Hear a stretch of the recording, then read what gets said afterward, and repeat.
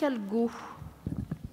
Merci Madame la Présidente. Madame la Ministre, la politique touristique européenne est plutôt une politique jeune puisqu'elle est inscrite depuis le traité de Lisbonne.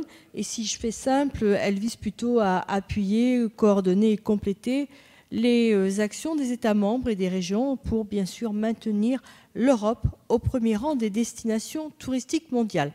Pour autant, il faut reconnaître que la France est un poids lourd, bien sûr, dans le tourisme en Europe et dans le monde, mais qu'elle a tendance à reculer, notamment en matière de recettes, car elle n'a peut-être pas, et je vous pose la question, saisi ces dernières années les opportunités offertes par l'Europe.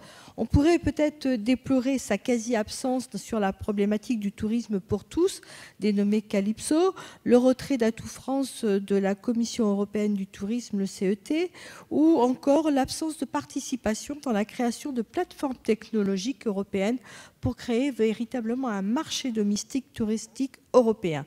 Certes, je dois le reconnaître, Madame la Ministre, les choses sont en train de changer depuis quelques mois et contrairement au gouvernement précédent, l'actuel gouvernement et vous-même a pris conscience de l'importance de l'échelon européen en matière touristique.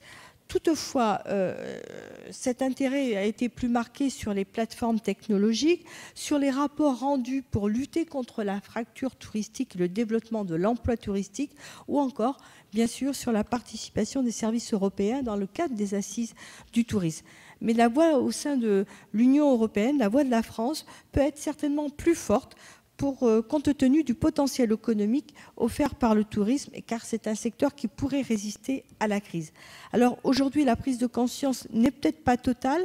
Pour la mobilisation des fonds européens, notre pays n'arrive qu'en 6e position après l'Allemagne, le Royaume-Uni et la Suède. Madame la Ministre, en qualité de première destination mondiale, la France est tout à fait légitime à faire des propositions fortes à la nouvelle Commission européenne dans le secteur du tourisme. C'est pourquoi je souhaiterais savoir comment se traduit concrètement la participation de la France au sein de cette Union européenne, ainsi que les propositions que vous pourriez faire pour construire une véritable Europe touristique. Merci. Merci Madame la députée. Madame la Ministre, vous avez la parole. Merci.